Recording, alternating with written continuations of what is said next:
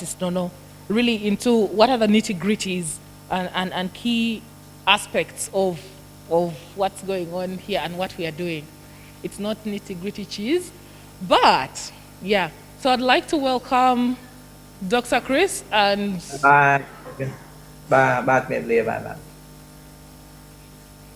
Dr. Chris and Francis, over to you. You're welcome.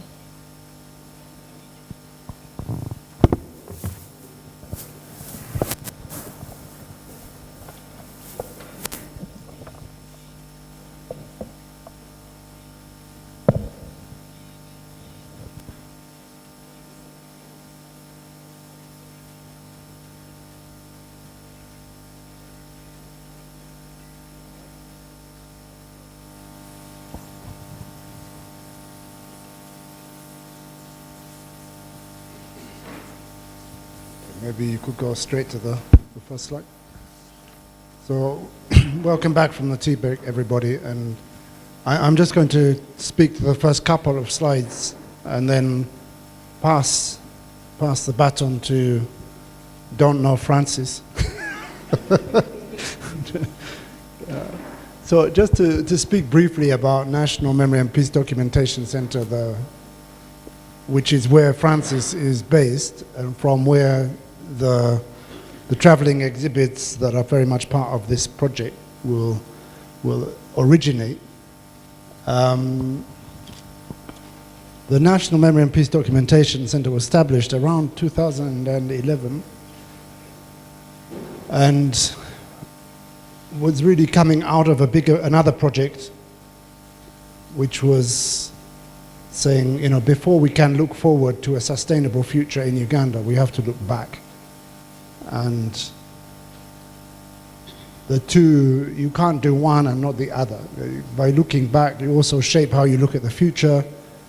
If you try to look at the future without looking at the past, you're going to repeat the same mistakes. So one of those core principles of transitional justice, of trying to achieve non-repetition, is undermined if you fail to look backwards. So that's what the NMPDC was really established to do.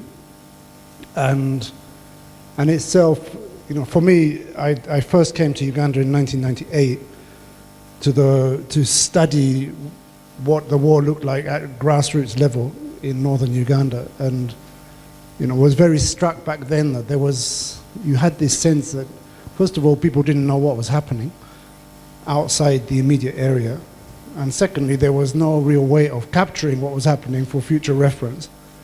And so even back then, in the late 90s, there was a discussion among civil society actors about how do we create a space in which some of what has happened can be stored and can be examined and can shape the future. And so it took about another 14 years before that actually happened in the Kitgum Center. But that's where it comes from. Next slide.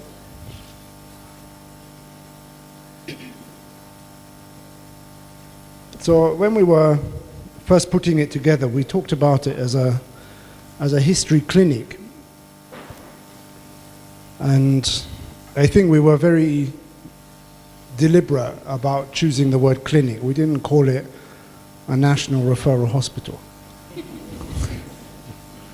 But rather as a clinic. But I think that choice of word is still interesting, in the sense that the vast majority of things that need attention can be dealt with at a clinic level. And that doesn't mean that they're trivial, it just means that they can be dealt with. And it also speaks to the importance of a locally accessible place where you can attend to these wounds of the past without traveling too far. So the clinic image works maybe for the Acholi area, but then would you come to a clinic from the other side of the country? Maybe not. Maybe you have to take the clinic to the other parts of the country where its services are also needed.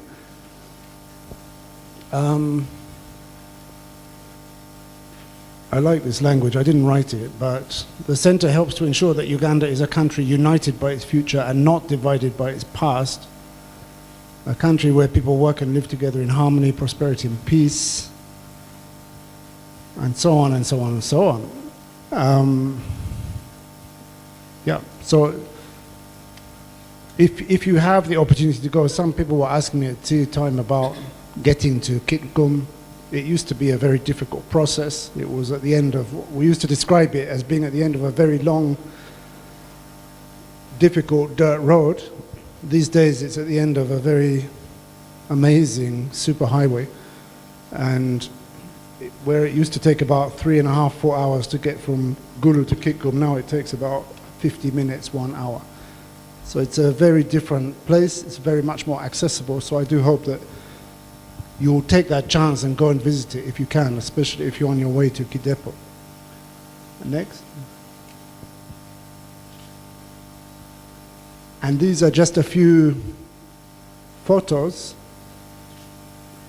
just to give you a sense of, yeah, we also have some exhibits, not as wonderful as some of the ones that you have here in Kampala. And a lot of it is pictorial and text that we have developed and curated over time. But we also have an artifact collection, and you can see just a glimpse of it on that top left-hand corner. And very many more artifacts that we don't have the space to display at the moment, and which you know all about, Alex. So when I look around this space, I'm like, yeah, that's how Kitgum needs to be in a few years' time.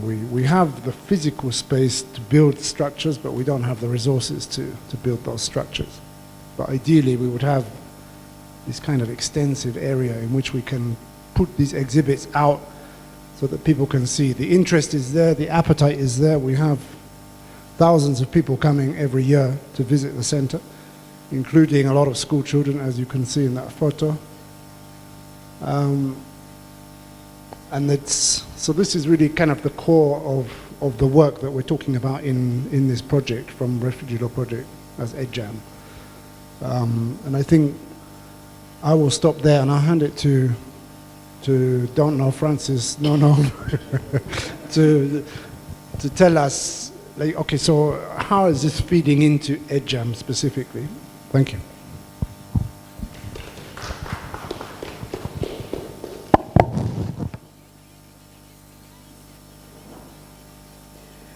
Thank you, Professor Chris Dolan, our director at the Refugee Law Project, as well as my director at the Refugee Law Project. Thank you for that overview of NMPDC and Refugee Law Project itself, and speaking on how Refugee Law Project and NMPDC connect to the bigger EdJAM picture. Thank you so much for doing that fantastic job. I want to start by saying I am excited today. I would also want to commend COVID-19, probably in one way or another, and that we are having this virtually. Initially, the project should have started in April last year with a launch in Pakistan, which is a new, a new partner in the EdJAM project. But due to COVID-19, the launch is being held virtually. And I'm excited that our civil society partners in Uganda are able to join us for this launch. Secondly,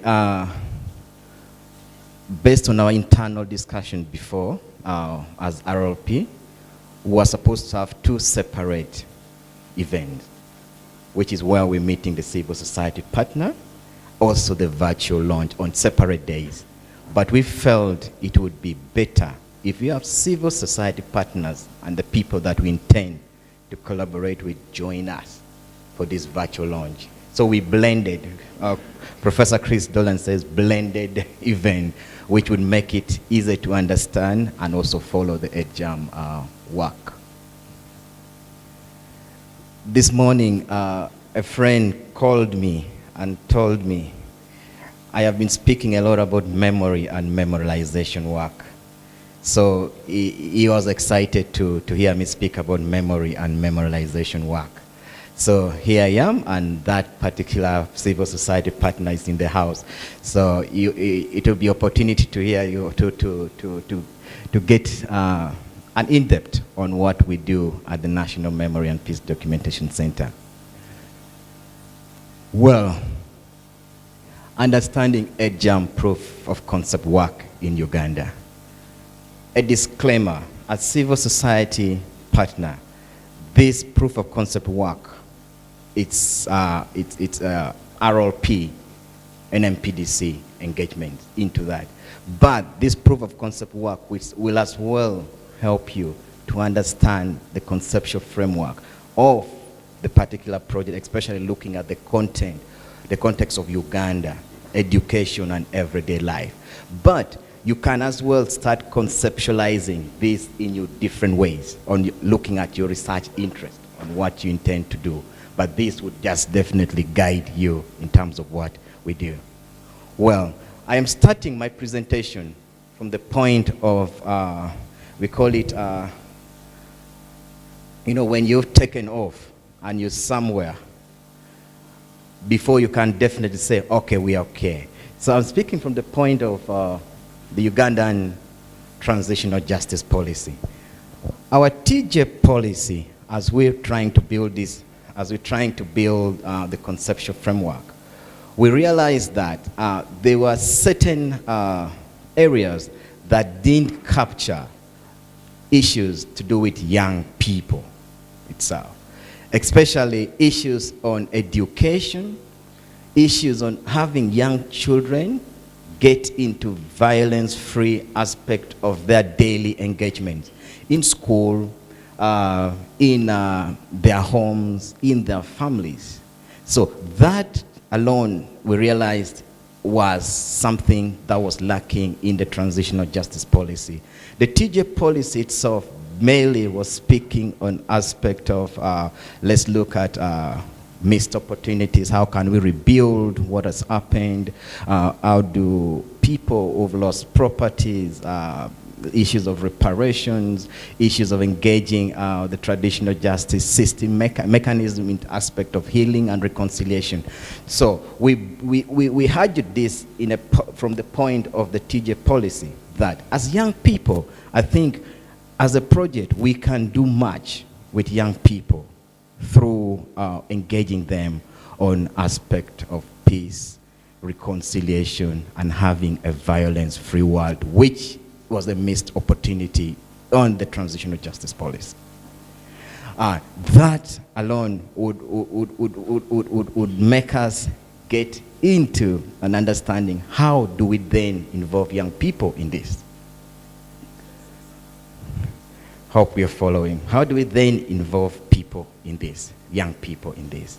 Now, if you look at the memory lens, how people recollect violence, memory about violence, how do people understand violence? We've realized that a lot of engagement on looking at the past has been with the bigger, the elder people. Young people have been mostly left out in some of these engagements. But being young people, there are ways in which, creative ways, how we can engage them into understanding issues of past violations, as well as getting into an aspect of building a non-violence free world, which starts from the mindset of the young people. So the creative ways, as Refugee Law Project and NMPDC began with as proof of concept, was how do we engage with young people through objects? Based on our experience, we realize that young people tend to demonstrate learning if you throw something to them. You know, you throw something to them, tell us about this spear, on what you know about the spear. Some of them will definitely tell you this spear is used for killing people. Some of them will tell you it's for protection. Some of them will tell you this was traditionally probably used for reconciliation. So the mindset of the young people speaking about spears for killing, how do we work around that to transform young people's mind into thinking that a spear is definitely not used for killing, but a spear is definitely used for reconciliation amongst their peers. So these are the conversations that we want to take to the young people in the different schools around the country. Let's get into the second slide.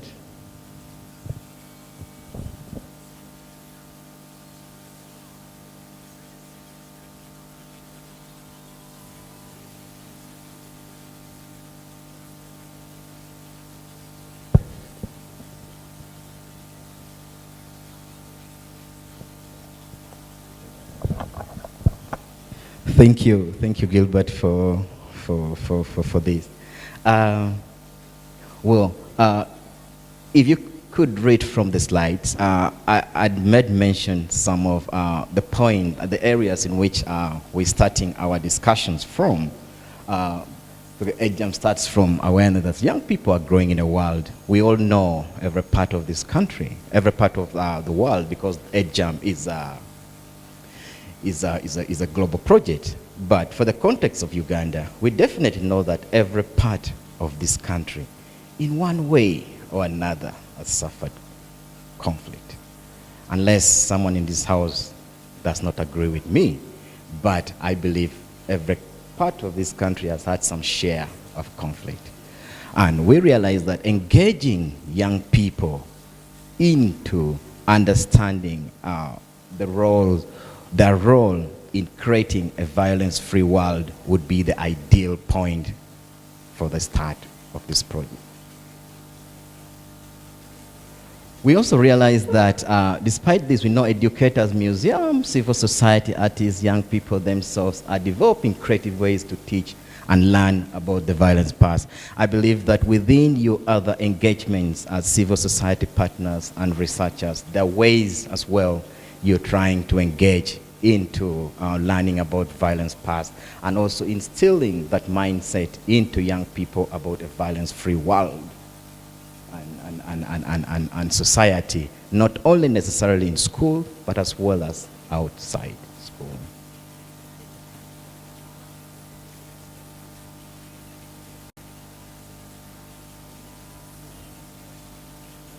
Gilbert, how do I? Oh.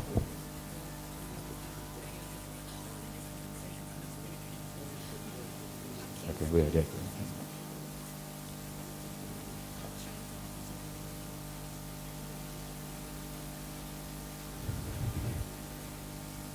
Peace education often does not provide young people with opportunity to engage, understand, respond to past histories of injustices, violence, and their legacies in the present. Well, if you realize most engagements with young people in schools have been, there is a violence-free world, live in this, but we don't bring in the past injustices that has happened. A point, for example, when you visit our National Memory and Peace Documentation Center, we have what we call injustices of war that we need to face. And young people need to definitely understand some of these injustices of war. How do we rebuild some of these narratives in a positive way? By young people understanding some of these injustices is a way of helping them and also trying to support the issue of non-repetition. Never again, as is said in other countries, especially our neighbors in Rwanda, instilling young people, never again. Our context in Uganda is probably non-repetition of similar violence in Uganda.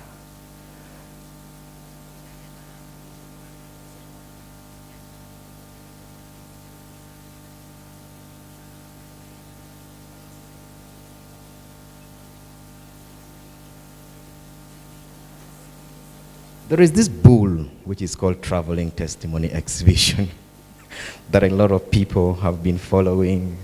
A lot of people have been, a lot of people ask so many questions. Why traveling exhibition? Why do you want to take this to other places? Why do you want to engage this? Traveling Testimony Exhibition is a participatory exhibition. An exhibition that involves everyone. we all take part in traveling exhibition. It is a narrative that speaks about past conflict events.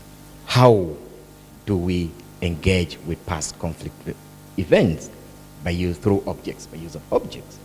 How do we engage in past conflict events? Through participatory approach. How do you contribute? So with this particular project, we want to engage young people in a participatory exhibition about past conflict events and how they can get themselves involved.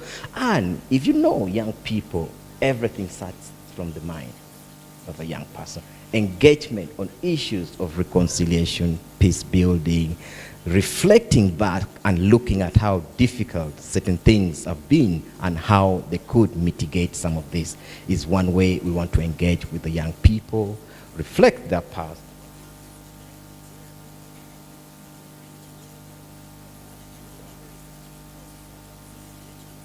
So traveling to exhibition, take objects, testimonies, archives, and audio-visual materials around part of the country that have been affected by various conflict. So we'll be engaging in the different parts of the country, in the various schools, that in some other slides, I will definitely let you know where we'll be engaging.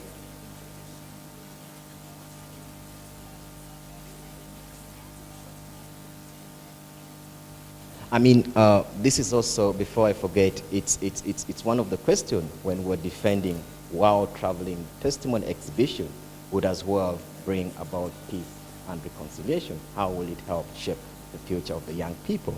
So one of the things that I talked strongly about use of traveling testimony exhibition as a mechanism for peace and reconciliation was, if we document a national narrative of conflict by bringing young people together and also looking at how the past has been, I would call it negative legacies of violence, has affected people in different contexts. I mean, young people themselves get to understand how they could move forward and also help community, or how to work forward in a peaceful way. So it helps in building peaceful alternative justice, alternative resolutions amongst themselves, and growing up with that mindset that we must have a violence-free society. So these are some of the, we create documentation center, whereby a space like this would be set as a space for collective memory of what has happened in the past. Young people engage in that. These are some of the images of, we have quite a lot of images. Unfortunately, I didn't carry some of the pictures that would, but this as well would represent some of the exhibition images that we have. You'll see young people engaging with some of the narratives. A lot of people are reading The Rise of LRA. I mean, if you read about the rise of LRA, getting to know some of the ways, the dynamics around the conflict itself. We've had children, a number of children have been visiting the exhibition. We have the youth, mothers, and so many of them have been visiting our exhibition as well. So this proof of concept work will go into various schools around the country.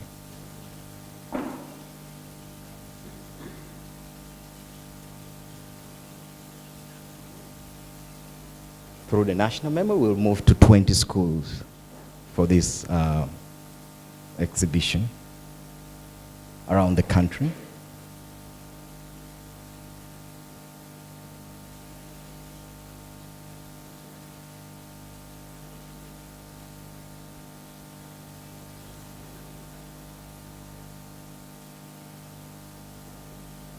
So these are our areas that we'll be engaging in. So we're looking at post-conflict northern Uganda. And I know a number of you are from all these locations, and I think EdJAM itself, and in terms of the work that we'll be rolling out, I think we'll look at a collaborative ways in which we could engage. as well as support the proof of concept work.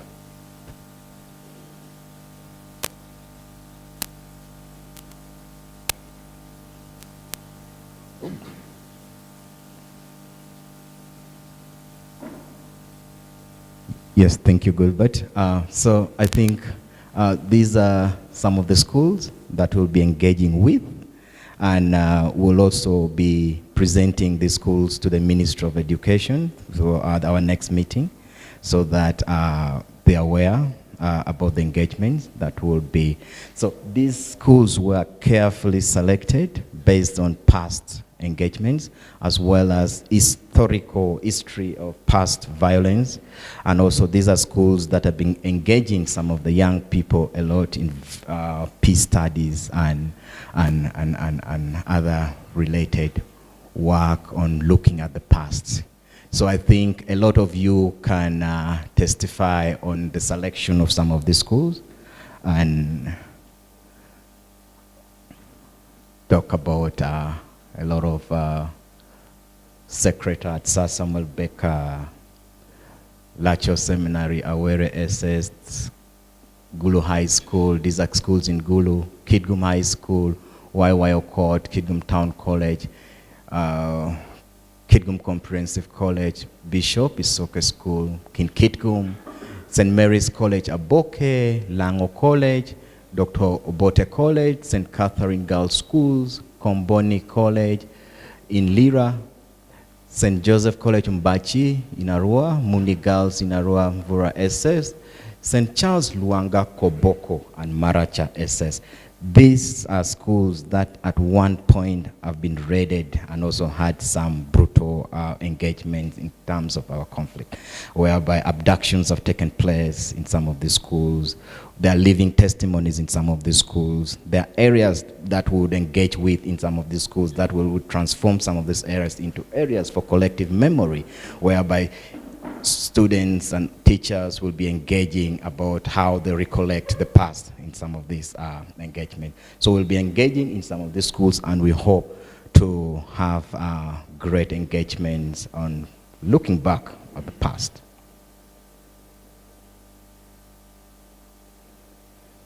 So the work that we've been doing, this work flips the dynamics of museum visit, exploring the possibilities for connecting heritage learning with the curriculum, aligning with the thematic areas of heritage education, everyday life, transitional justice, and memory. That concludes that discussions that I've just been speaking about. And as well as concludes my presentation for the proof of concept work. Thank you. I think Solomi Awidi would want to add something little on our engagement with the National Curriculum Development. As you're all aware, there's a rolling of the TJ, the curriculum development, the TJ, teaching TJ in lower secondary schools that has been integrated into history subjects at the lower. So Solomi could as well have a few seconds to discuss that. Thank you. Thank you, Francis, and thank you for sharing the proof of concept. Like was previously mentioned, Refugee Law Project has been working with the NCDC, the National Curriculum Development Center, and one outcome of that partnership has been in the history prototype for the new curriculum, an introduction of transitional justice.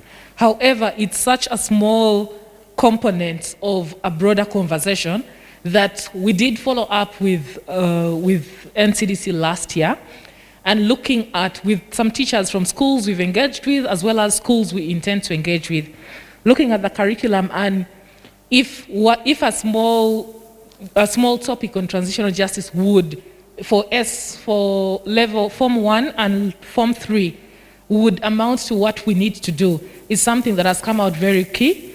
And in our conversation with the NCDC, the interest in ensuring that we talk about conflict, peace building, and transitional justice throughout the 4 years of lower secondary and of the ordinary level, as well as introducing it into GP for S5 and S6 is something that has come out really, really key.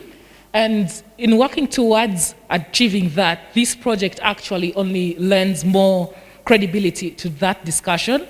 And we are hoping that as we implement the project on EdJAM, it also builds and strengthens more the conversation on peace building, conflict and transitional justice in the curriculum. So that's briefly it. So Francis has shared with us, and we are at the point where if we have observations, questions and answers, as well as areas in which we think we could input to this project, those are welcome right now. My microphone runner seems to have been taken up by events. Okay, he has freed himself again. So Dale, here is the sanitizer. Let's have a show of hands who would like to share something. Dale, we can start here.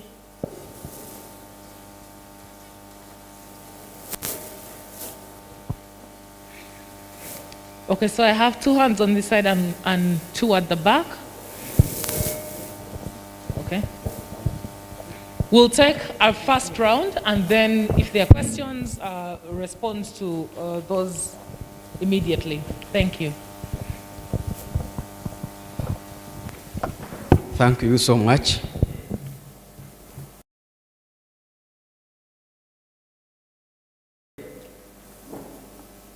Thank you, Nono, for your presentation.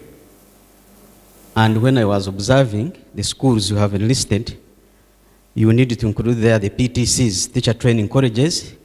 A case in point as Christ the King Teachers Training College in Guru, St. Bosco, John Bosco Teacher Training College in also in northern Uganda, and also you include in the teachers coordinating centers. At least each sub-county has a teacher training coordinating center where all the teachers converge. I think it is very, very, very important for the teachers to have this kind of information.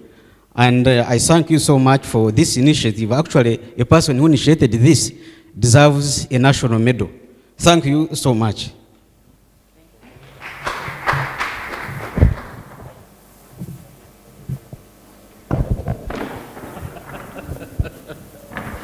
I also need a medal in that case. Chris and Donald, excellent. I can't agree with you anymore, but as it were, we have to think together. First is the assumption around memory. You and I know that memory sits on a turbulent landscape. And precisely it has no single understanding of what has to be memorized and what has to be forgotten. As a result, you have a heavy presence of politicization of history, but also depoliticization of history, and also repoliticization of history. So when you look at the continuum of memory, you're bound to have these complexities. Conceptually, how do you navigate? Are you reaching us to repoliticization of history? Or are you reaching us to depoliticization or politicization? Particularly when you are dealing with presence of a power and what sort of knowledge and memory has to be public and what has to be forgotten or silenced. So in conclusion here, I thought we could have probably another day to stabilize our notion about memory. Already in northern Uganda, there is also an advanced stage to rectify sites of violence. So the rectification process, which in a sense is also a political activity, in a sense is part of public amnesia. and we want to keep that quiet and say we have to move on. But at the same time, memory readjusts us to recount moments of the past with a feeling of how we look forward. So how do we combine these two as well?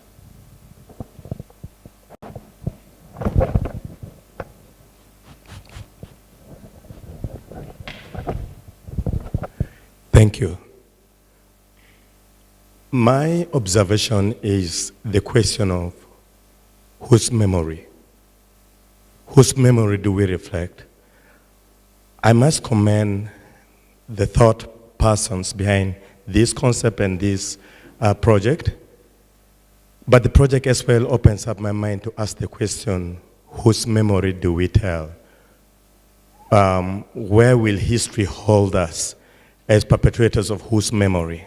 Do we perpetuate the memory of the victors or the victims? You know?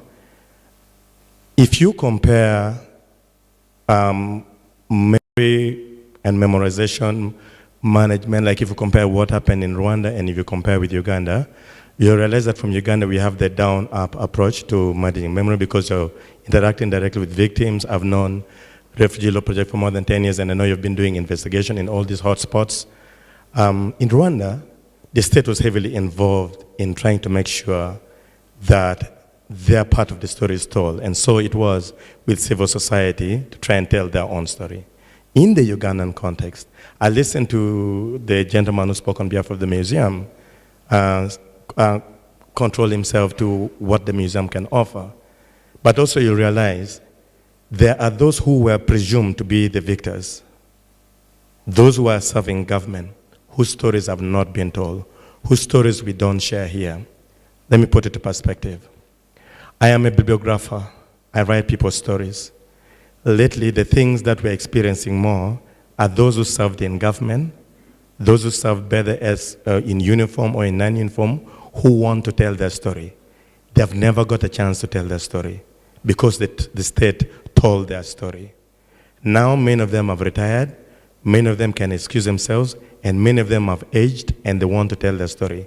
They're looking for those platforms to tell their story. Whether they will be granted a platform to tell their story, whether they will not be granted a platform, but they will tell their story anyway. For the victims, they've told their stories informally. We tell jokes about these difficult times. They've told stories on media, and you'll realize the majority of research institutions specialize on those institutions you've covered. Everybody wants to talk about Lukodi, everybody wants to talk about, Buchoro, because you have gone there. There are so many places in northern Uganda, precisely actually sub-region, whose stories have not been told. So is the story of Lukodi our story? Is the story of Buchora our story? How about our individual stories? Because you're telling collective memory here. How about our individual collective stories? And finally, as a person who is interested in transitional justice, on the realization of how it will help us address the question of trauma and healing, how memory will help us to tell our stories, you'll realize that it goes more to do with individual stories. So will this project offer that platform where we tell our individual stories, the stories that we were never able to tell 10 years ago? We seem to be better placed to tell it right now. What we know about in our families, it looks like we can talk about it now. Will the project give us that platform to tell our story so that it's our story and not another person's story? Thank you so much.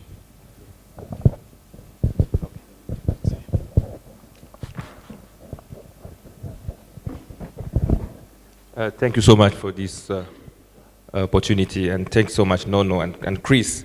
I am speaking as a listener, just sitting here at the back of the room. I want to ask two questions.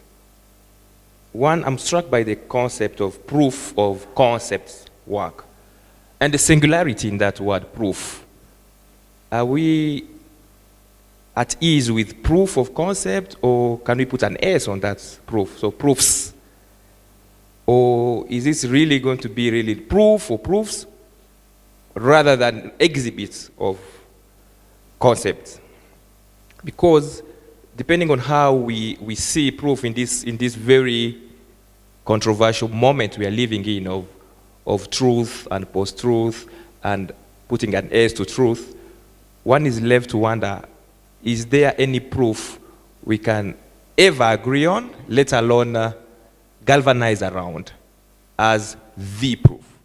Or are we not interested in pluralizing and hence democratizing our understandings of those three concepts in this project, which is justice, memory, and peace? So I just want us to really stop for a moment as a project and see what does the singular does to the larger conversation.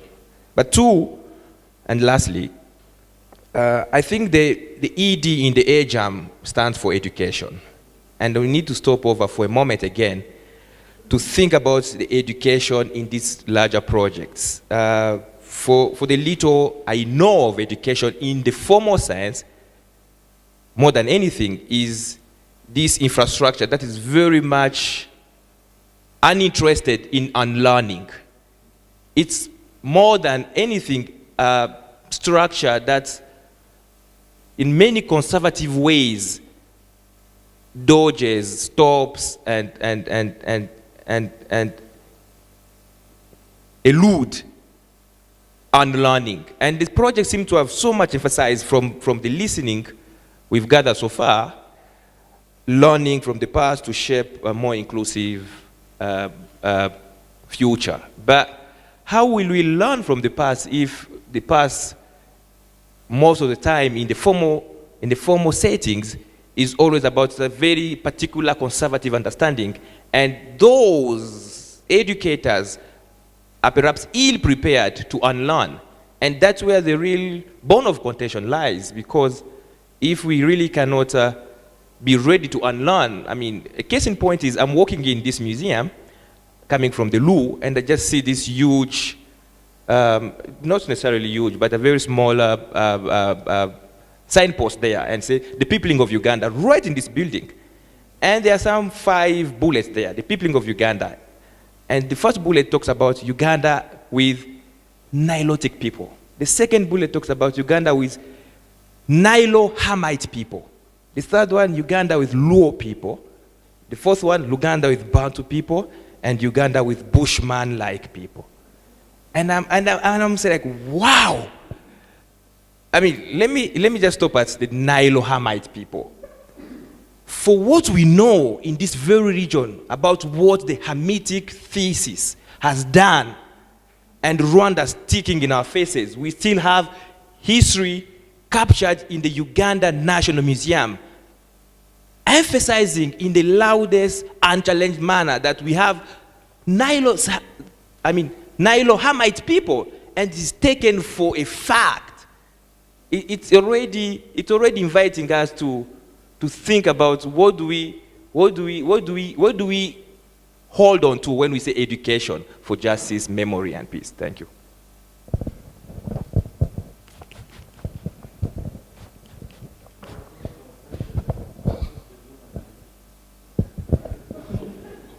Thank you so much, Bwana Nono and Dr. Chris. The work here is a bit academic, and I'm not an academician, but the way I understand proof of concept is like we are asking ourselves whether what we are planning can be proved right by the activities we are going to put in place. My particular concern is about concentrating the proof in northern Uganda, yet Uganda as a whole is vast with conflict and violence. When you take all the schools and concentrate them in northern Uganda, I think the proof of concept will not have a national outlook. I would have recommended that we get into other hotspots of violence with the history which is similar to that of northern Uganda. I come from Kasese. The Rwenzori region has had conflict for over a century. People who are here maybe have already heard about the recent conflicts of ADF, Nalu, Rwenzori. But there are other conflicts that we grew up knowing about that have never been even documented, and I think our scholars they know very little about them. Now, we could really widen our proof by taking up some of the schools in Kasese, for example. We have St. Bosco Seminary School, main seminary school in Chiburara, where these guys that are being prepared as fathers were abducted by ADF. There was a very horrific kind of scenario at Kichwamba Technical School in Poto. And I think if we could widen this memory to cover a bigger part of this country, then our proof would really have a national outlook. Thank you so much.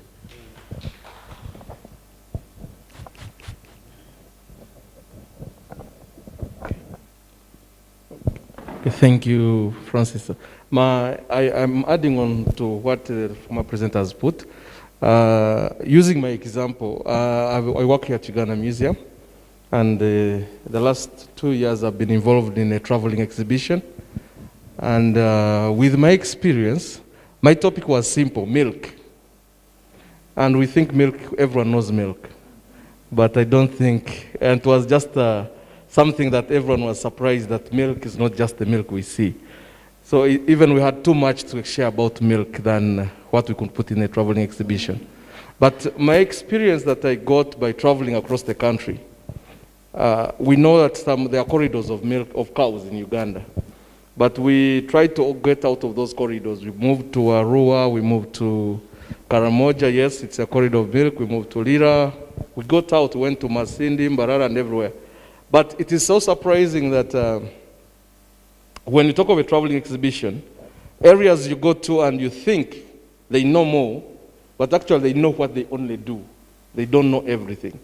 So my view would be, if you're saying you're giving it this project a national outlook, and you're saying you're having a chance of having a traveling exhibition, well, let's not limit it to the people who have seen these things happen, or the area.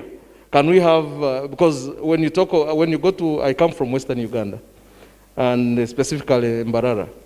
When you hear about LRA regime that time when the LRA rebels were on, it's a story that many people just hear as a story. It looks like it didn't happen. It looks like a movie to some of us. Apart from us who have got a chance to follow through the histories. But some people, it looks like a movie that they were watching and how hard. But when this information goes out to such a community, to such communities, it's getting a national touch. It's bringing people to realize there is much. Bringing it closer to the recent politics in Uganda. If those who are following a lot of social media where there are a lot of groups, there is a lot of information about a new Uganda and people thinking of either if it happens to have a war to change the country. But as you see, many of us have not gone through the war in Uganda. Mostly my age mates, those who are below 40, have not seen much of the war.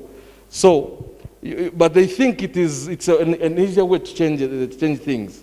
So with this information getting out to the public, someone have to rethink and say, is war surely the solution that we should have?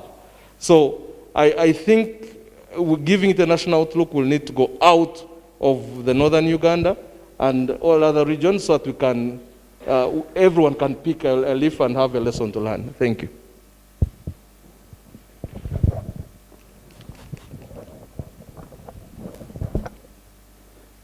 Thank you very much, Francis and Chris. My concern was and is about the sustainability and adaptability of this project, which partially has been answered by my sister Salome. And I will still want to add my voice in emphasizing some of these important things to ensure the sustainability and adaptability. I know this is a funding program, but we need to carry it on. In regards to address the violence caused by conflict, it takes nearly more than the years that conflict has taken. the education officer have already started talking about how can we extend these traveling testimony exhibitions to PTCs.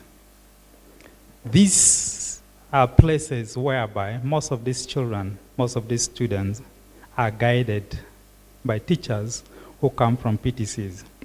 And if we don't inculcate this culture, this knowledge into these teachers, how are we going to guide these students from the schools?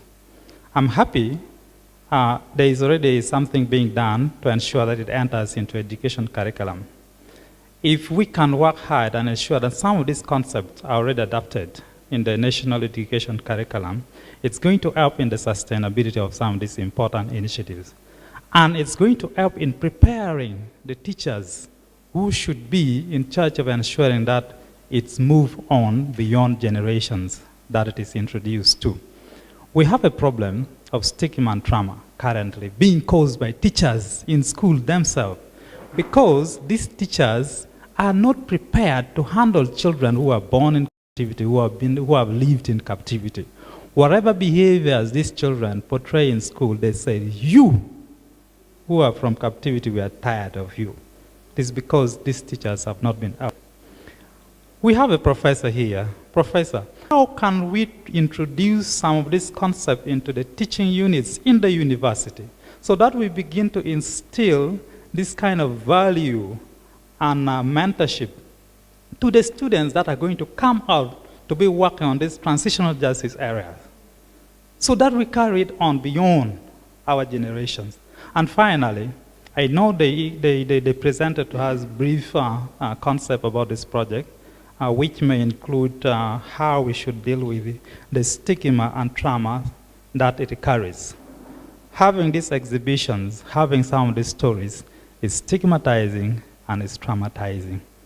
How can we ensure that we address the effect, the negative effect of some of these exhibitions, so that the people are not more affected? This may call for complementarity. Refugee Law Project may not be doing all. It's already a wake-up call at how can we work together on this area so that we address some of the stigma and trauma that may come as a result of this initiative. Otherwise, I'm grateful for the initiative. Thank you.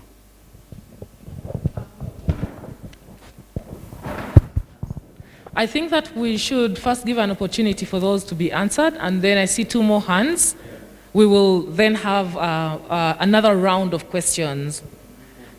So, over to Francis and Dr. Chris. There were a number of questions, conversation on expansion of this work and a national look in terms of the work we are doing with schools, as well as questions on whose memory and really more on the understanding of the proof or proofs.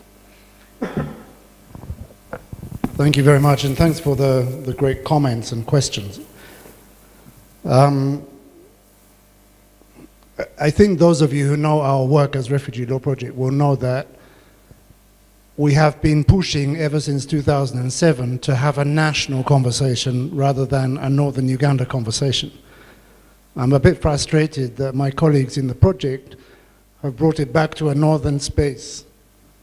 This is the problem with being a director. You don't get to see some of the details until it's a bit late. But I'm really grateful to everybody in this room for giving us back the mandate to take it national.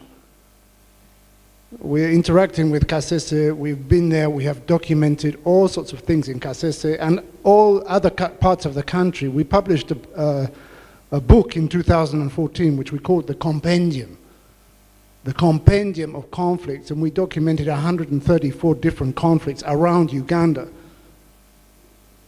And in developing that book, we were only able to go to 20 of the very many districts.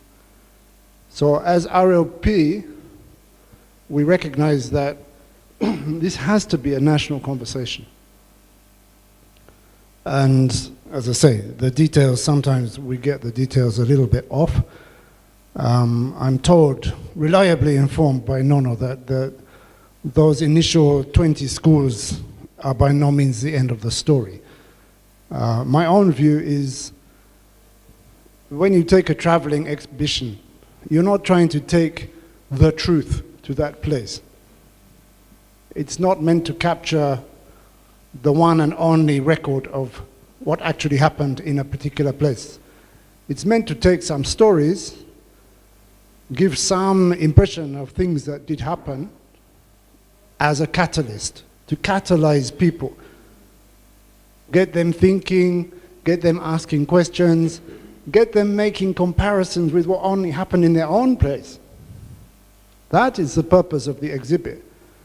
So it's not education in that very conventional, boring sense of push it in and hope that it doesn't come out the other side.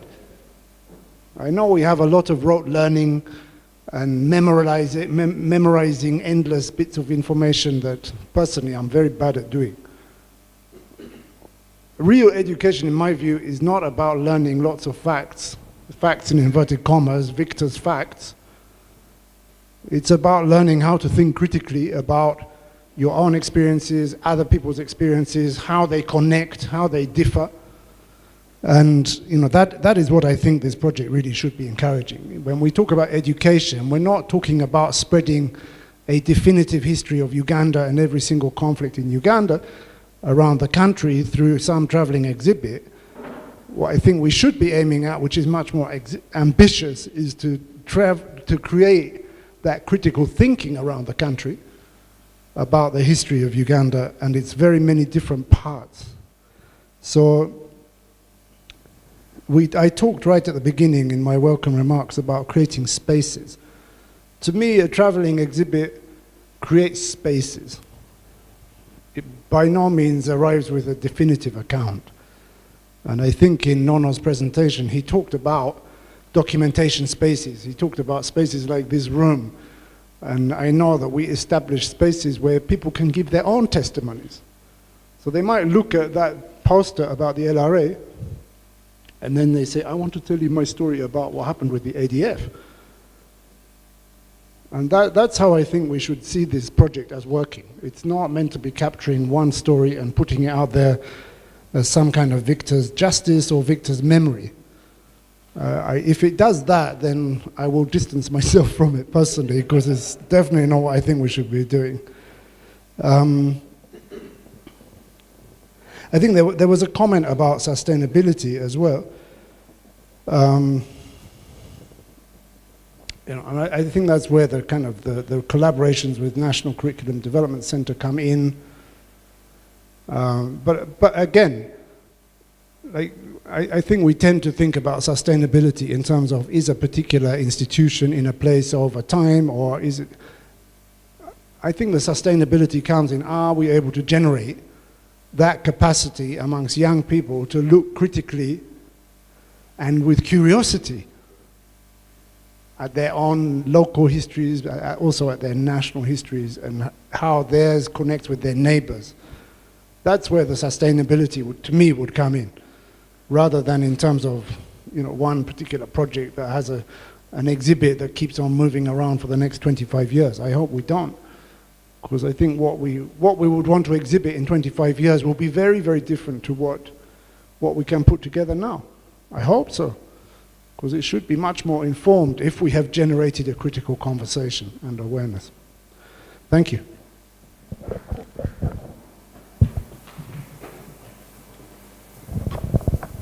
Thank you, Prof. I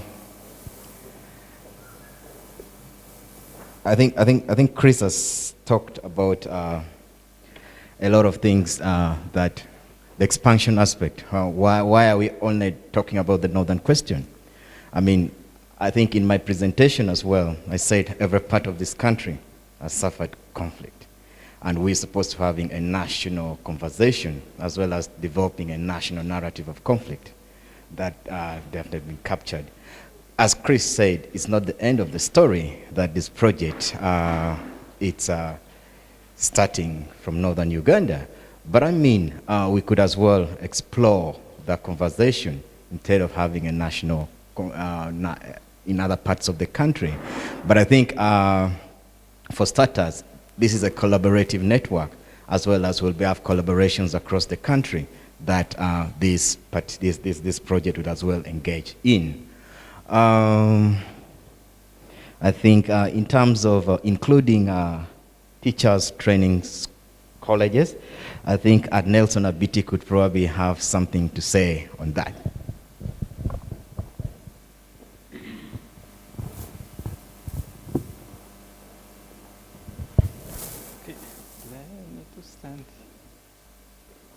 No, I have a mask. Thank you.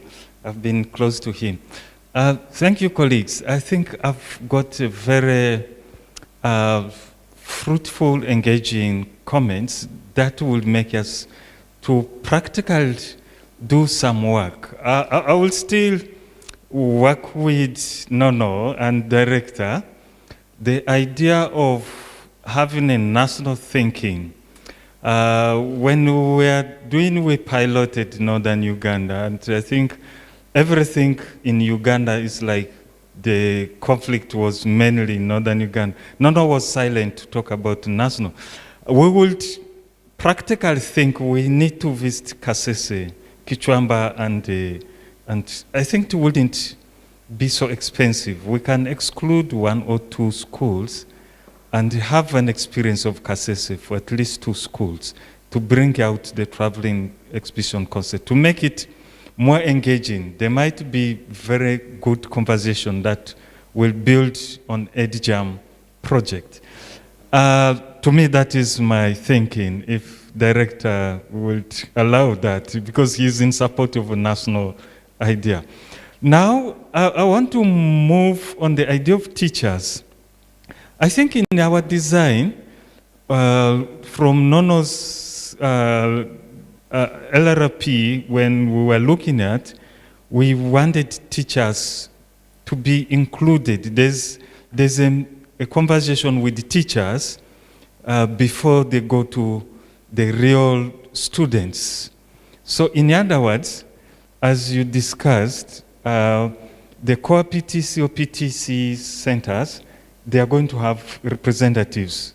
Some, I think, Nono, you need to get in touch with him. He has been very helpful for us here, where we go, when it comes to in the area of learning, with engaging with the students and children. So please.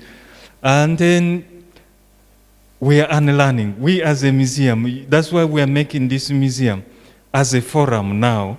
One of the things we are trying to do is, my argument, that is my personal, not the institution, is to think this infrastructure of this museum as imperial infrastructure, which was used for governing people. Those terms, Nilotics, Hamites, this is never a word that has come from us. It was a designed theory which was used. I think we will not go to discuss more, but what we want to do is we are going to have a conversation on this museum, the future. My colleagues here, what is the museum we want in the future? I think some of our colleagues are going to discuss. I have one of our PhD candidate students is there, art historian. We just invited her deliberately to, we have Dr. Pamela Kanakwa from history departments, just joined us lately. As we said, we want to bring the museum as a public space in which people's memories and stories appear in the museum rather than our conventional curators' subjective stories. So in the next possible 5 years, there's a project of expanding the museum and changing the galleries. We will really love Ugandans to be interested. We may not have money, but please come and see the museum you want. Not only this National Museum, but even the other museums which we are going to put out of Kampala, because we want to have national museums in all the regions which will be accessible. Take these objects from the store to the people. I think that is the unlearning we are trying to go, and which I wanted to share on behalf of our commissioner. I think, yeah, thank you very much. Thank you, Nelson, for that. There's also a question that I will attempt to answer, as well as Professor Chris can also back up. Whose memory counts? I'll start from a point, a conflict point of view, and looking at the context of Uganda. Every part of this country has suffered conflict. Should we have hierarchy on which part suffered the most conflict? Or everyone in their different places suffered conflict? So we don't want to have hierarchy in terms of who suffered the magnitude of conflict. Northern Uganda should be compensated more. This thing, TESO should be, a share, so there should be shares on whose memory, in terms of conflict. Now, I think everyone's memory counts. It has been a bone of contention in terms of whose memory should we document, then probably whose memory will influence certain things. But I think from the RLP perspective and NMPD perspective, everyone's memory counts, and we document everyone's memory. Thank you. Maybe Prof can as well. I'm feeling naughty now.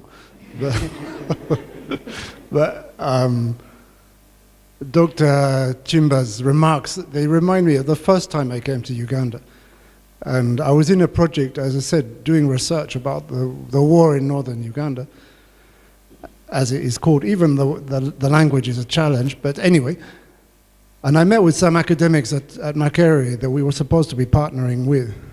And this morning I saw the same display that you're talking about, and it just took me right back to 1998 and listening to this old musée telling me that the Nilots came like this, and then, the reality, Nelson, and please, museum staff, don't be offended, but some of this museum belongs in a museum. There should be a museum of museums.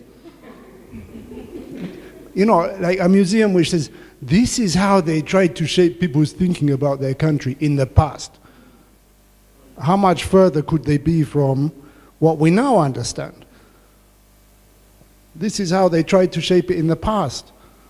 Because I bet you some of those exhibits have not been changed for 25 years, or even 50. 50. Yeah, so we are in a museum of a museum. And that's my point about the traveling exhibit, is those exhibits themselves will be looked at as museum pieces in time to come. The only value they really have is not as truth testimony, but as catalysts for sharing and thinking critically about what has happened. Thank you. We have some participants online, and I'll be giving you an opportunity to ask any questions if you have. We will then take a second round, but before we do that, the question on stigma and trauma. As my colleagues already mentioned, as Dr. Chris and Francis did mention, we have worked with young people in schools before around conflicts, and these conversations around transitional justice and peace building actually do trigger certain aspects of trauma. It's something we are cognizant of, and it has informed the work we continue to do with male teachers.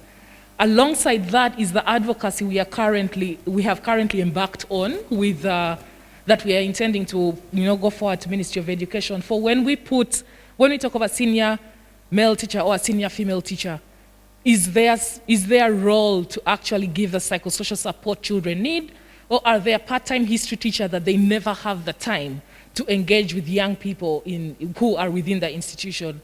So that's something that we are also working on, and would be happy that if the Ministry of Education looks at that across the board, as someone who is beyond a teacher and has other tasks in the school, but can avail the support that young people need in the institutions.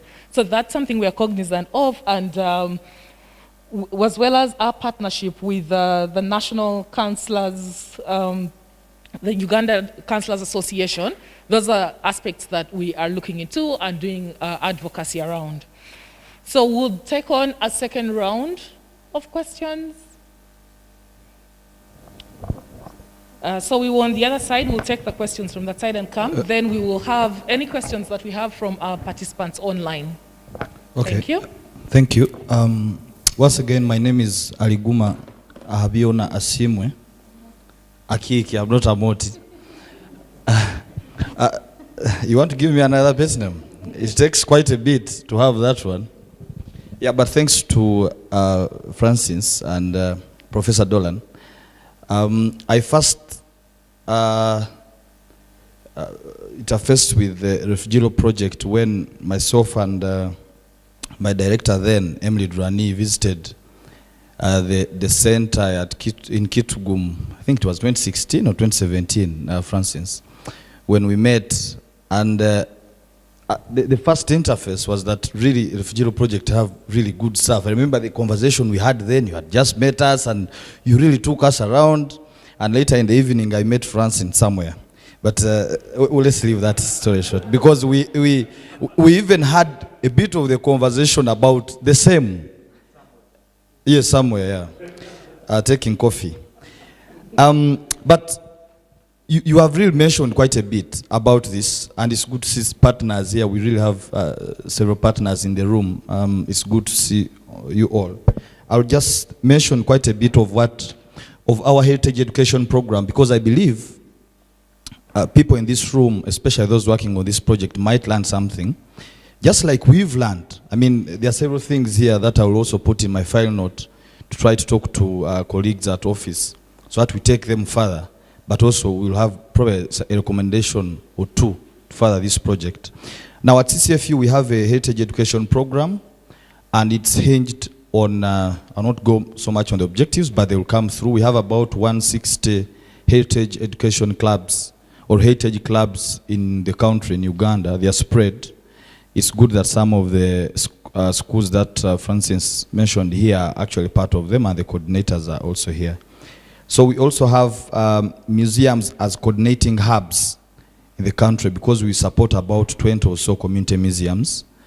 And John Tutu is part of the people who have tried to come up with a community museum, but also there are other several museums. So these are actually coordinators of these clubs. And we have a toolkit to guide patrons, because we have patrons in these clubs, and these are the toolkits. This one was produced in 2013. The project started in 2011. This toolkit here. And in it was 2018, 2019, we ran a program on the same project to try to understand peace and reconciliation a bit more, because that was not so much of our area, though we also engaged in managing diversity. And that informed a bit of the sections on the revised version of this toolkit. We have it. And on the program, we ran a competition for young people, because these are young people in secondary schools. Young people are so much interested in competition sometimes. So, of course, they are hinged on several things. So in 2019, some of you have seen these calendars. How many have seen? So that I also assess our reach. Okay, thank you. You've seen. So we ran on different themes. Like this 2019 was about something beautiful in your culture. So young people drew, and they assessed, of course, by some kind of experts at university, some cultural leaders. But I sent this from office. I thought it was the 2020 calendar, because the theme then was practices that actually promote peace and reconciliation in communities. So young people drew and actually presented some. They also have text. I wish I had that, but I don't have it here. It's on my phone though. And at office, in case you're interested in a copy, I mean, we still have those copies to understand a bit more. So that's the program. And we've influenced NCDC to incorporate some aspects of history and cultural heritage in the curriculum. Mainly, it is in S2. I have the topic here. I think it's ethnic history and ethnic something. But it's good that the Refugee Law Project is also engaging the National Culture and Development Center. That's really a good thing, because that's how we can actually influence our policies as civil society. And we're also, of course, working with universities, about 4, on a project supported by UNESCO to promote cultural heritage education at university level.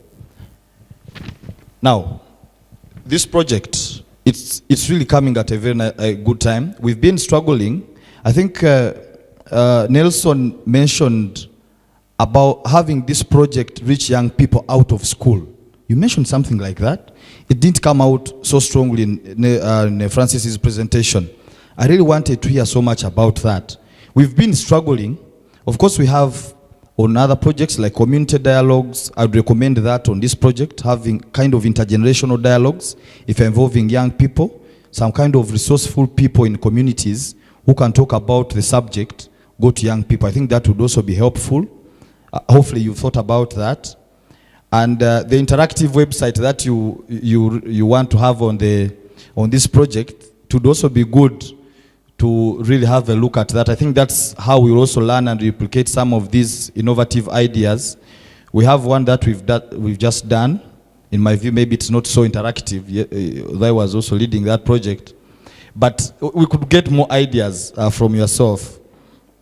And we are hopeful that these research pieces that will be developed on this project will also inform our work. And we also encourage the team to move some of these, the temporary exhibition, to our heritage clubs. You can work with our coordinators, of course. I mean, they are coordinators for everyone. I mean, for heritage, for this information. They are not CCFU coordinators. So it would be good for these young people, especially the ones in our heritage clubs, to try to also connect with this topic. We have it partly in as one of the themes, activities, I think, under theme 4 in our toolkit. But it would be good, because we don't explain it so much, like I believe it will be explained on this project. So it will be good. And I request John too, to hopefully you'll work with the team and have these young people try to understand some of these issues. So really, thanks to Refugilo Project and many schools from Kitugum also. The National Outlook Committee that has been mentioned, however, well, I think it's not a pilot. I was going to say if it's a pilot, maybe it's well and good, but because that's also our approach at CCFU. We don't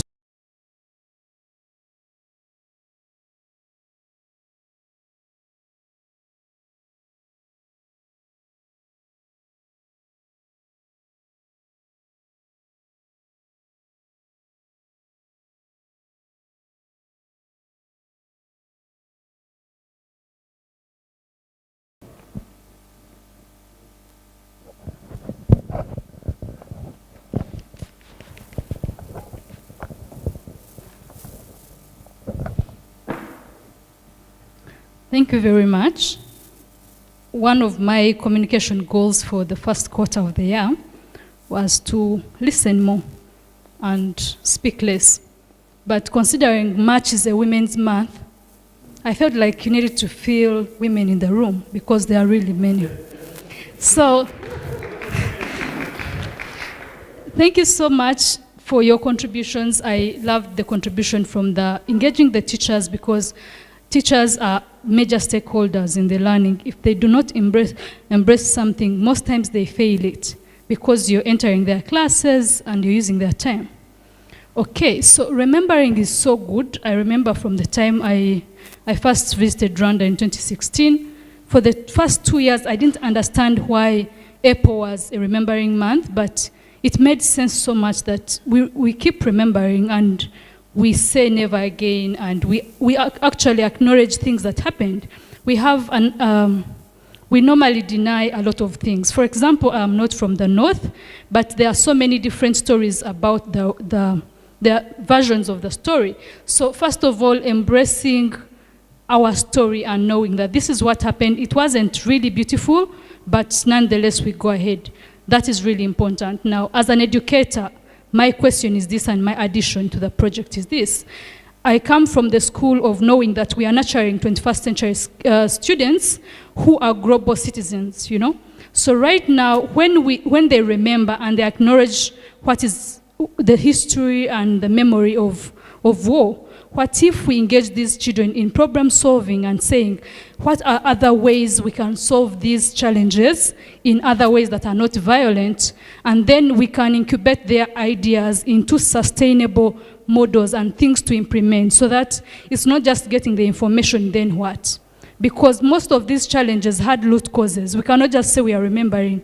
We need to get solutions so that it does not happen, and they need to be part of the solution finding and embracing and being tolerant, because these are some of the conflict is not so unique to Uganda. We have conflicts all over the world. So how can our children know that they have the power to transform their communities, to transform their country and their world, so that these things don't happen again, because there is always another way to solve these things. Thank you so much for the team. It's a great project.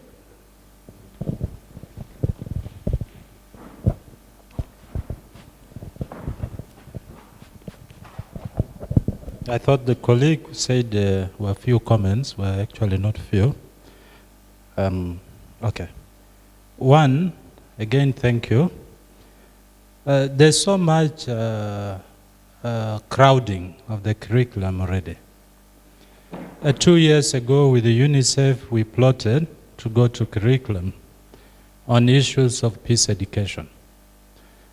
And the director then was a bit jolly and playful, and he showed us a list of prayers from the homosexuals, from sex education, from the military. They also need to include a few military tactics in the curriculum. The women also said that the girls need some survival tactics in the curriculum. The traditional leaders are also saying we need some cultural input in the curriculum. Now we realize we need also to request that laws are actually the original nilotics, so we have to go to the curriculum to request as a prayer. Please, this must also be included, and on and on. The priests are soon coming, that every morning in the curriculum it should start with the prayers. So the curriculum is fairly congested. My question to my good friend Chris and the new name Donald, is there an innovative way of navigating the curriculum? It's hugely overburdened. And on a daily basis, you see people driving in to the curriculum. And then the experts are wondering, this vehicle is coming for another prayer. And we have a whole list of prayers. That calls for an innovation. Can we think besides curriculum, outside the curriculum as well? I mean, in addition to. And I want to say this because as we focus on education, or specifically Ministry of Education, there's also Chankwanzi. I happen to be there severally. And it's a center of re-education, re-educating. So as you're talking about national memory and conflict, you're also told about how conflict can be genetic or behavioral, meaning returning the problem of conflict to individuals and not institutions. But out here, we are talking about institutions and structures. In Chankwanzi, we are eradicating. So probably Chankwanzi could also be a good center for a new curriculum. So then we see how to harmonize, and that's where power is.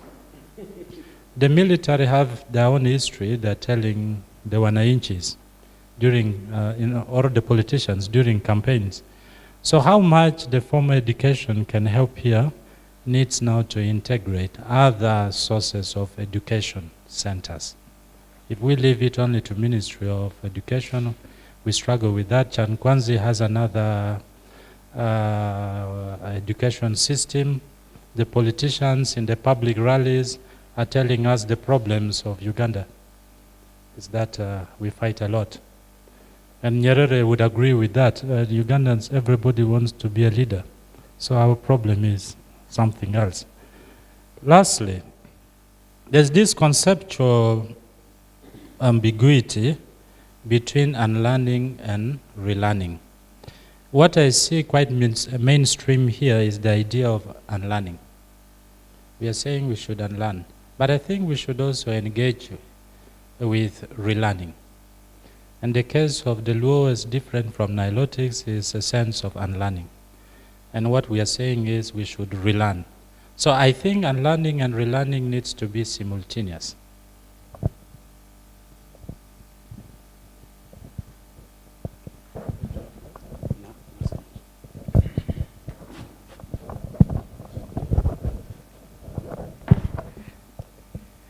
It's not so often that I choose to disagree with my senior colleague for the many times we have engaged on intellectual purpose.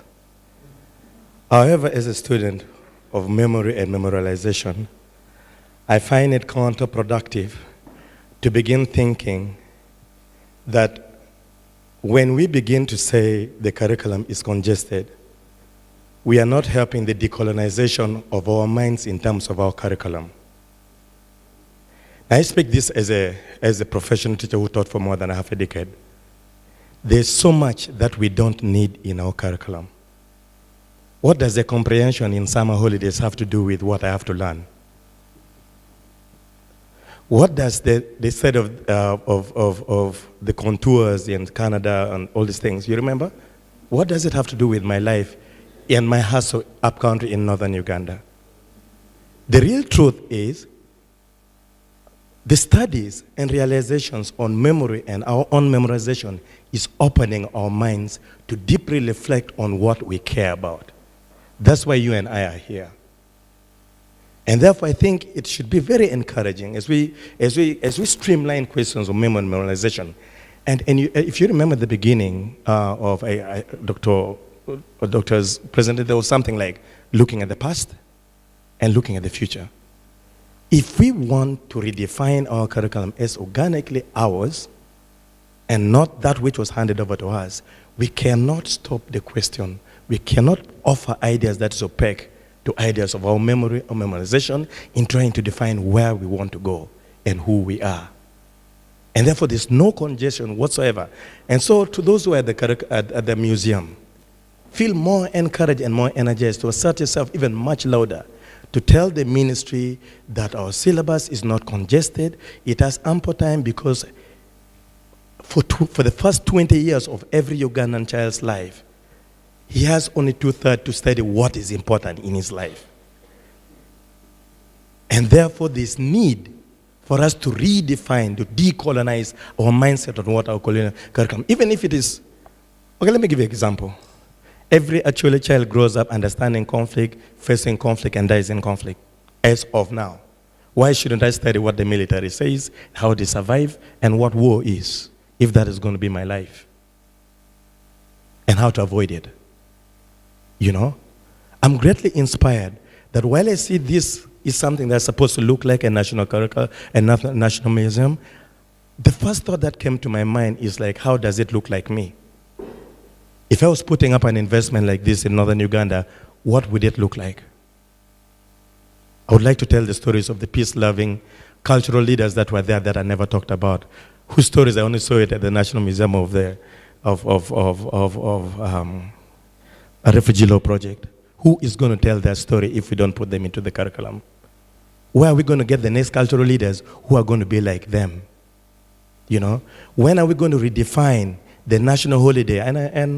And today I liked something so much. Many times when we're telling the stories of northern Uganda, we urge very much to the people, our friends in central Uganda, please understand our story. We have a story that you haven't heard. Today I heard Kasese saying, by the way, we also have a problem that looks like yours. That one is progress. Now at least I'm going back home and say there's something similar. Now I have a reason to go to Kasese. You know, it looks like the conversation is beginning to change, which is what you're doing. Put me on record. Wait for Kampala's story to change in the next 5 to 10 years. They will walk in our footpath. It starts with poverty. You fill in the missing space.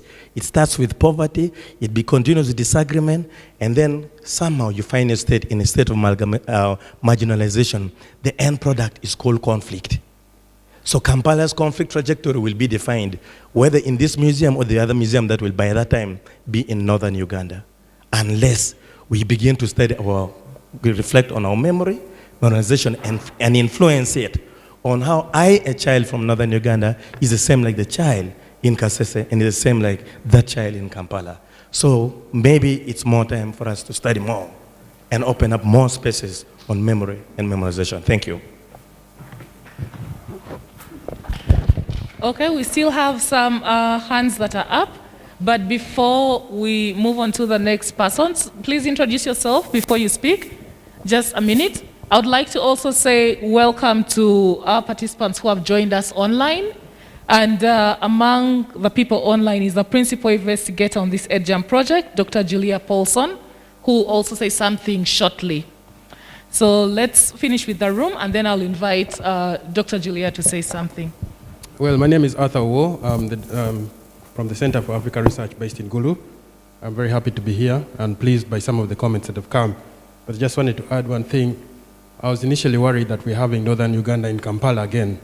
But the colleagues from Kasese and others, and Chris also helped to clarify that we need to have sort of like a national outlook. Now, on the question of curriculum and the whole EdJAM project, I want to agree with the fact that it's a very innovative model to the extent that, as Chris said, it's going to be a catalyst for people to begin to think critically. And of course, in it, as we shall be moving to different parts of the country, I think the objective is to trigger thinking outside the box. And I think this is how this project actually fits into this whole narrative. So for me, I want to credit you for being very innovative and for coming up with that. And I think there's some predicaments that will be unearthed using this very innovative model. For instance, if you went to northern Uganda, I was getting a little bit worried. There were some issues with environment, for example, that I think will be inbuilt sort of like in the project. Areas like Kasese may also want to borrow from what happens. So I think it will enable learning in the context that we shall go to the local and get some of those experiences that will be very helpful in the end. Thank you. Thank you so much. I do not see any other hands in the house. Thank you. I mean, the issue of curriculum has been ably answered, so we are not going to spend more time on that. But also to CCFU, thank you so much for the willingness, to be part of this. To our participants who are joining us online, those in the virtual room, if there are any questions, we'll be taking questions after, but for now, would like to hear a few words from Dr. Julia Paulsen. Welcome. Thank you. Can you hear okay? Yes. Excellent. It's just such a pleasure to be here and to be listening to the launch of the traveling exhibition and the questions from colleagues. I have so much swirling around in my mind, and it's just, I guess the main thing is just what an amazing privilege it is to be able to join you and see you all together, where you can see us all on our own in little screens up at the top. So it really is energizing to see that in Uganda it's possible to meet and be together and share these dialogues in person, which we can't do yet in the UK or in Pakistan, where Tanya is joining us from. So yeah, I guess the one thing that I've been thinking as the discussions go on around curriculum and around which narratives enter in and are shared and memories from different parts of Uganda is this idea that I think the traveling exhibition captures so excitingly around education as a site of memory production. So this idea that education isn't just a space where historical narratives are transmitted in unquestioning ways and where those narratives get to be decided by curriculum makers or by powerful national narratives. Of course, that happens in education spaces, but there are ways that young people intervene, teachers intervene, and initiatives like this intervene and create opportunities for young people to think about how narratives are made and which ones are included and aren't included, and be involved critically, like you have all been saying, in sort of thinking about memory and historical production while they're also learning about different narratives and perspectives. So I think that's really exciting to see in the ways that Chris and Nono and Aviti are talking about the exhibition, and also in the questions and suggestions that are coming from everyone who's here. And that's something that we've been kind of thinking about and writing about on EdJAM is what it means to think about education as an active space of memory production and what opportunities that can open as well as challenges. So yeah, we're just really pleased to be with you today, and I wanted to encourage everyone to follow the opportunities that we have for funding in EdJAM. So EdJAM will commission research. Apologies that I was late, so this has probably already been mentioned, but just to reinforce that EdJAM will commission research into creative ways to teach and learn about injustice and violent pasts. So we will share information, and there'll be opportunities to ask questions and develop projects in collaboration with us and with Abiti, who is the co-investigator based in Uganda and supporting that process. So please think about initiatives that have been shared today, whether there might be next steps that you could present to EdJAM, or some of the questions and challenges that people are grappling with and wondering about would also be fertile ground for research, I think. So I would really encourage everyone to follow our work. The first call will be launched in June, and we'd really welcome applications from colleagues who are here today. I don't know if I see Tanya and Duong have both got their cameras on, and Caroline, who's the project manager for EdJAM. So if anyone would like to add anything, please jump in.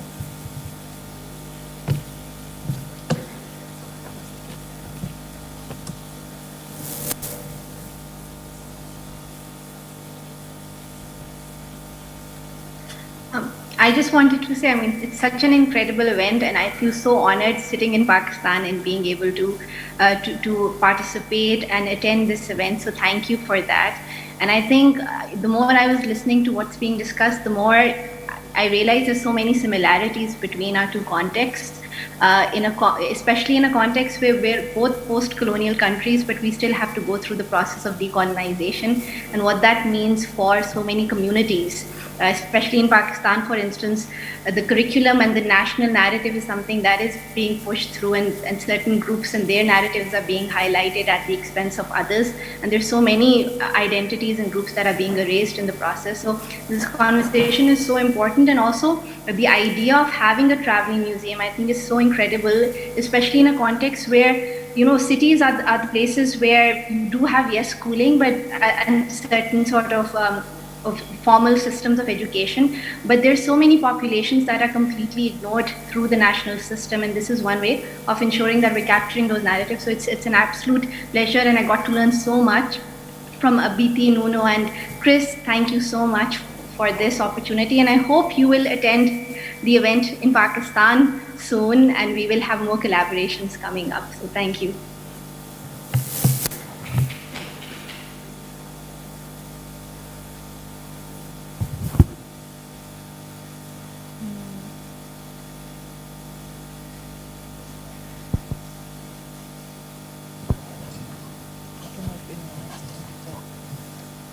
Yes, I missed some part of the discussion, but I'm sure when I start in the early morning that I listened to how the project has been working in Uganda on a mobile exhibition, which is something beyond the narrative of what provided by the state education. And this also the idea that how Cambodia can do in order to make more discussion beyond the state narrative, and the next generation have more idea, have more discussion on the topic of past violence in Cambodia as well as in the world. That's why we have the collaboration is very fruitful for each other to learn from different contexts and different way to deal with the past. And I'm very honored to be part of this EdJAM network and to work with all of you, and also thankful for the workshop today that provides the rich discussion, and we're looking forward for more discussion, because we also plan to do the talks about the role of heritage sites in past education, past violent education, in which we would like to compare how Uganda have been done and how Cambodia have been done using the heritage sites as a site to make a discussion, make education toward the public and the student beyond the state provided education. I'm very thankful for this and thank you all. Thank you. Caroline, would you like to say something? Or? Just to say that we have a session on Friday morning to discuss about the funding opportunities. So that's 9 o'clock GMT. Let me just quickly have a look and see. So that starts at where are we? That will be 12 o'clock Ugandan time. So please do come along. I'll send all the links on how you can register through to Gilbert, who can send them out to everybody. So it'd be lovely to see everyone who wants to get involved in funding. Okay, thank you. Thank you so much to everyone who has joined us online. Thank you for those remarks.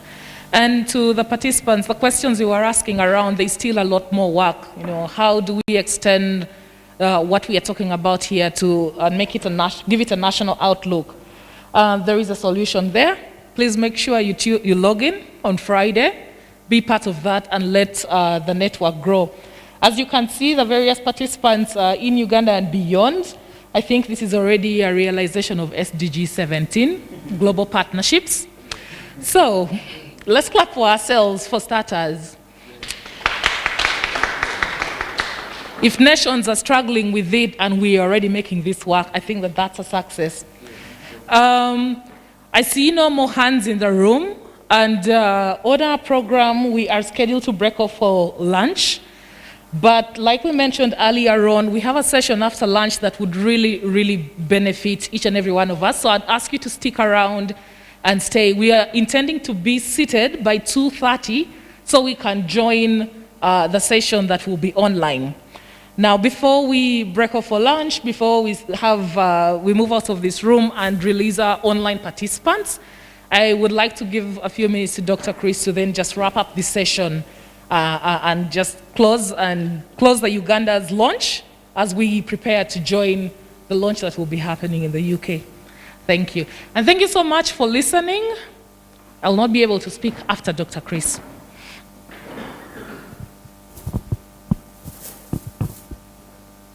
Yeah, thank you very much, Solomon, and thank you very much to our international participants. I think this meeting itself has been, there was a question about, is it proof of concept or proofs of concept? I think the meeting itself has been one of the proofs of concept. Clap for yourselves. Yeah, like put something out there, let it catalyze a discussion. In the process, we all adjust our thinking a bit, hopefully. And I think that has happened today. And I think that, to me, is what one of the things that EdJAM is trying to do. As I said, it's really about catalyzing, creating spaces and catalyzing conversations and critical thinking. I don't want to say much. I just want to comment on Prof's question, or the comment about the curriculum is hugely overburdened. And, personally, I see the curriculum as a box. And you're absolutely right, the box is already filled to overflowing. But then can we do something outside the box? Because if you just wait for the box to empty out, you'll be waiting forever. And, that really is part of a bigger question about what is the relationship between state and civil society. And if a space is not state-controlled, is it not a space? And can we have other spaces that are valuable, that can run alongside state spaces without contradicting, without undermining, but which create that space which the state boxes are unable to offer? I think, as I said earlier, we have worked fairly extensively with the National Curriculum Development Center, and it's a very dynamic space itself, and we had a very good collaboration with them. And I do hope that, part of this project will involve an ongoing conversation with NCDC. So it's not about, they're not in competition. I think it's more about how can we add value to each other through projects like this, which are both of themselves, but then also in collaboration with state bodies. So, yeah, it is hugely overburdened, but let that not be an obstacle to taking these discussions forward about the relationship between education and justice and memory. And I think on that note, I think I wanted to make a joke actually about the predictive texting. I hope you've been watching it closely, because there's been the one about chimpanzees. I won't say what that referred to, but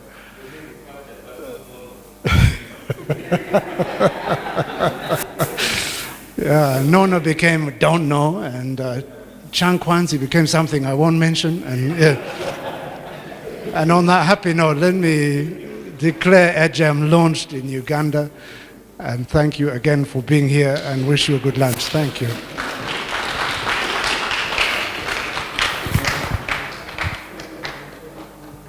Yeah, so thank you so much once again to everyone who has joined us in the physical and virtually. We'll be breaking off. We're going to have a lunch break, and we will be back online at exactly 2:30. So thank you so much to everyone online. We'll see you in about an hour. To those in the room, please let's make sure we are settled by 2:30 so we have a seamless transition onto the online. Enjoy your lunch and endeavor to come back and not miss the afternoon session.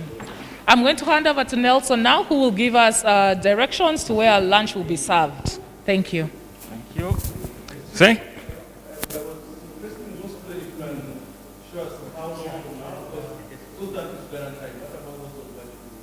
Okay, thank you. Members, I congratulate you for your time.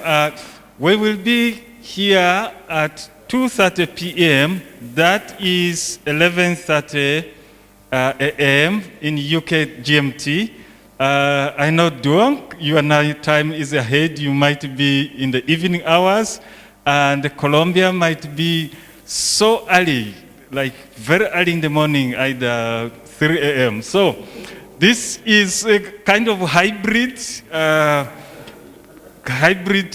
workshop, and the next session will be with Professor Pablo from New York University and Professor Siraj from University of Western Cape Town. So we will have an hour conversation, which will be chaired by Nono Francis, and I will host the, so you will either use your phones, make sure you ask questions. So yeah, so we will try to make it as interactive. Thank you very much. Lunch, we're going to walk outside as we get out, but just stretch yourself like 10 minutes, and then lunch, please be here by 2:30, and by 3, we will begin our conversation. Thank you very much. Thank you. We will clap our hands, but no, we will need a group photo outside the museum as we go, before Dr. Chris goes outside. Let's have a group photo, I know, which will be good to post on EdJAM and all the websites. Thank you very much. Thank you, those online. Hi, we will meet again in the afternoon. Thank you very much. Yeah, bye. Yeah.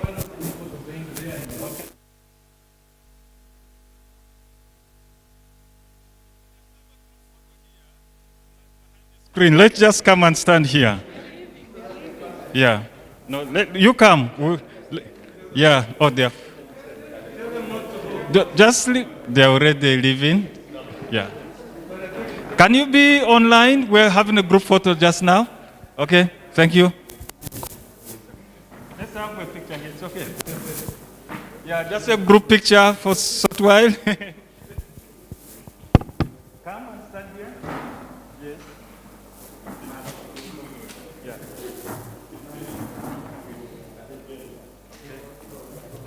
Just come. We're going to move this.